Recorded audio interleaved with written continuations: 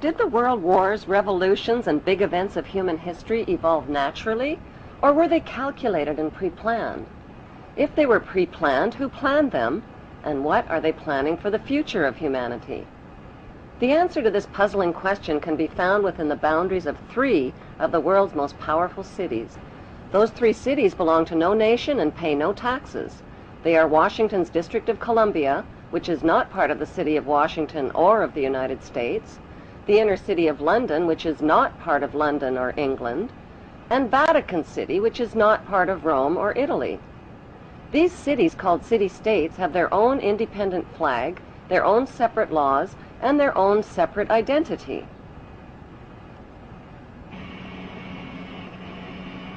Vatican City is in fact a state, the smallest principality in the world. It lies on the banks of the Tiber, completely surrounded by the city of Rome. Its status as a separate state emerged from the Lateran Agreements of February 1929. It has its own newspaper, postal service, radio and television station, its own flag, and a population of about 1,000. The Vatican also has its own army of Swiss guards, and it even has its own prison.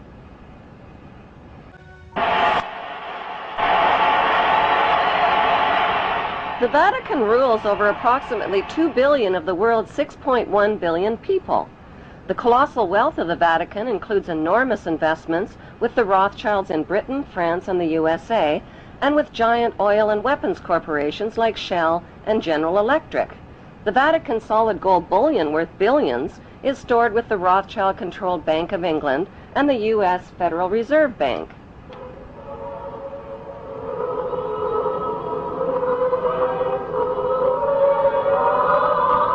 The Catholic Church is the biggest financial power, wealth accumulator, and property owner in existence, possessing more material wealth than any bank, corporation, giant trust, or government anywhere on the globe. The Pope, who is the visible ruler of this colossal global wealth, is one of the richest men on earth. While 2/3 of the world earns less than $2 a day, and 1/5 of the world is underfed or starving to death, the Vatican hoards the world's wealth, profits from it on the stock market, and at the same time preaches about giving. How did the Pope and Vatican accumulate all that wealth over the millennium? One method was to put a price tag on sin. Many bishops and popes actively marketed guilt, sin, and fear for profit by selling indulgences.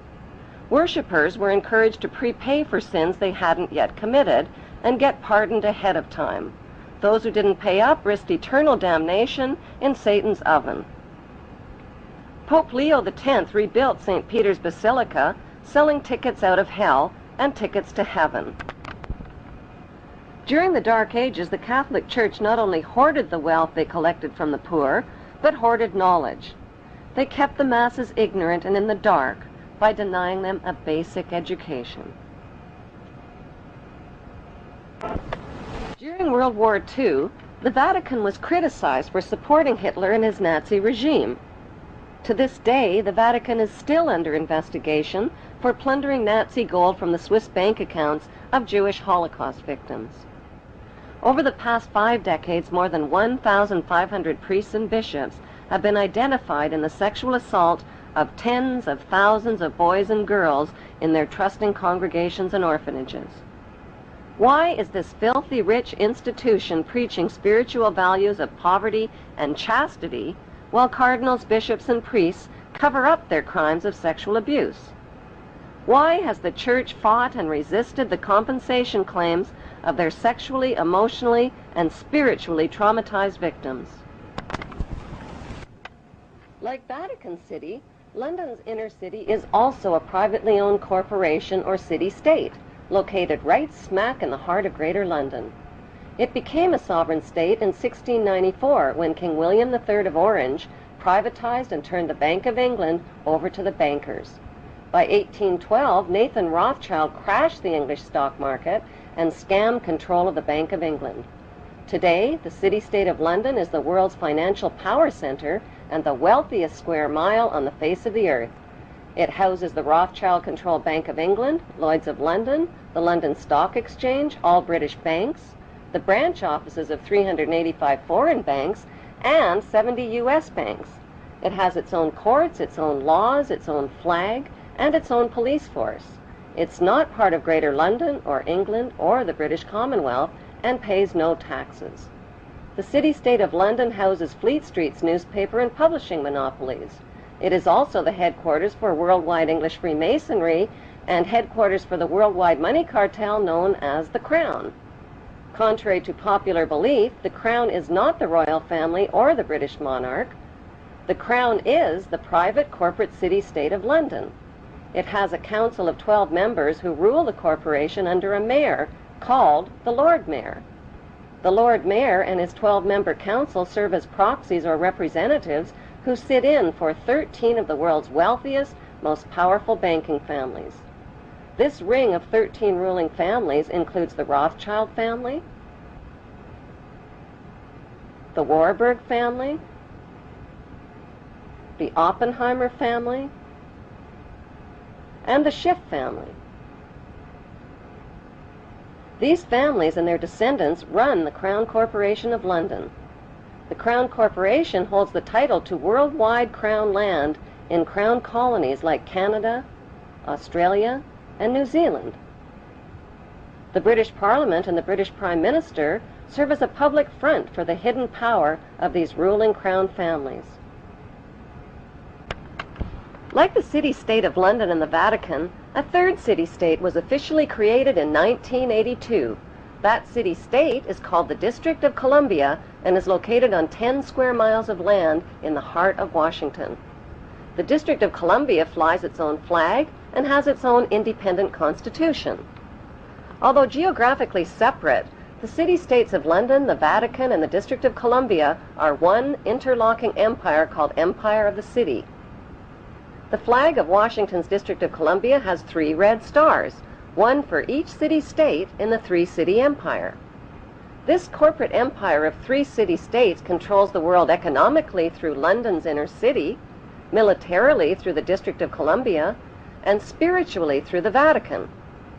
The Constitution for the District of Columbia operates under a tyrannical Roman law known as Lex Fori, which bears no resemblance to the U.S. Constitution. When Congress passed the Act of 1871, it created a separate corporate government for the District of Columbia. This treasonous act allowed the District of Columbia to operate as a corporation outside the original Constitution of the United States and outside of the best interests of American citizens.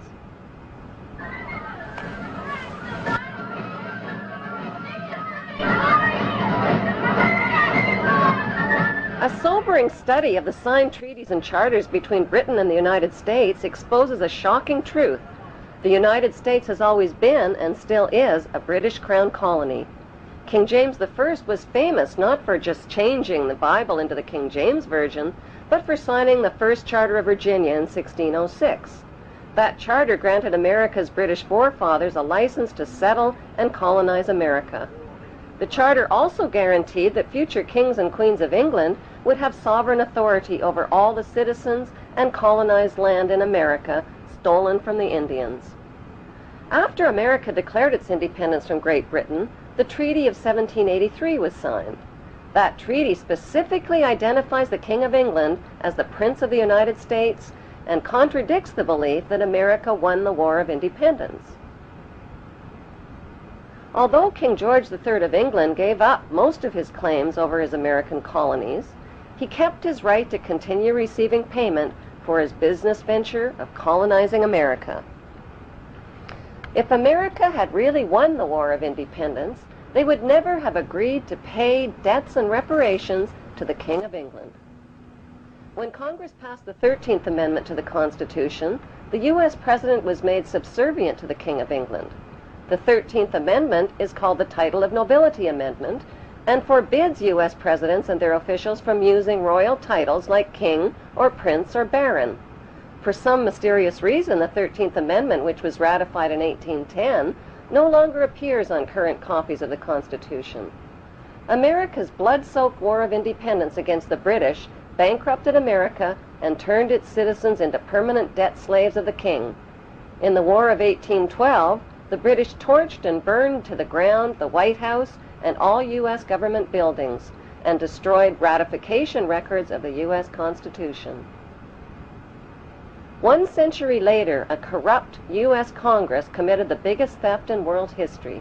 They passed Paul Warburg's Federal Reserve Act in 1913, handing over America's gold and silver reserves and total control of America's economy to the Rothschild banksters. Most Americans still believe that the Fed, or Federal Reserve, is the government. It is not. The Fed is a privately owned banking system whose majority Class A shareholders are the Rothschilds, Warburgs, Kuhn and Loeb, J.P. Morgan, Rockefeller, Israel Seif, and the Lehman Brothers. This private banking cartel is the Fed and is never audited and never pays taxes. They print and design America's money, which displays their symbols of an Egyptian pyramid, a Masonic all-seeing eye, and the words "In God We Trust." Who exactly is the God they trust? They also collect American taxpayers' money through the IRS. Then they loan it back again with interest to pay for roads, bridges, and other public works.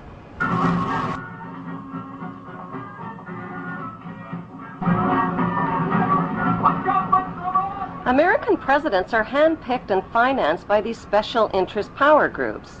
Like George W. Bush, John Forbes Kerry, whose initials are JFK, is a member of Yale University's Skull and Bones Brotherhood. The Forbes part of John Kerry's name identifies his descendancy from Captain Robert Bennett Forbes, who was a drug runner for the Rothschilds' opium drug trade with China in the 1800s. Most U.S. citizens believe that the United States is a country and that the president is the most powerful man on earth. The United States is not a country. It is a corporation, and the president is president of the corporation of the United States. He and his elected officials work for the corporation, not for the American people. Since the United States is a corporation, who owns the corporation of the United States? Like Canada and Australia, whose leaders are prime ministers of the Queen, and whose land is called Crown Land, the United States is just another Crown colony. Crown colonies are controlled by the empire of 3 city-states. At the center of each city-state is a towering, phallic-shaped stone monument called an obelisk that points skyward. In D.C. city-state, the obelisk, known as the Washington Monument, was dedicated to Freemason George Washington by the Freemason Grand Lodge of the District of Columbia. The secretive Brotherhood of Freemasons laid the Washington obelisk's cornerstone in 1848 and contributed 22 Masonic memorial stones. 250 Masonic lodges financed the Washington Monument obelisk, including the Knights Templar Masonic Order. At the heart of London city-state is a 187-ton, 69-foot-tall Egyptian obelisk called Cleopatra's Needle. It was transported from Egypt and erected on the banks of the River Thames. In Vatican City, another Egyptian obelisk towers high above St. Peter's Square.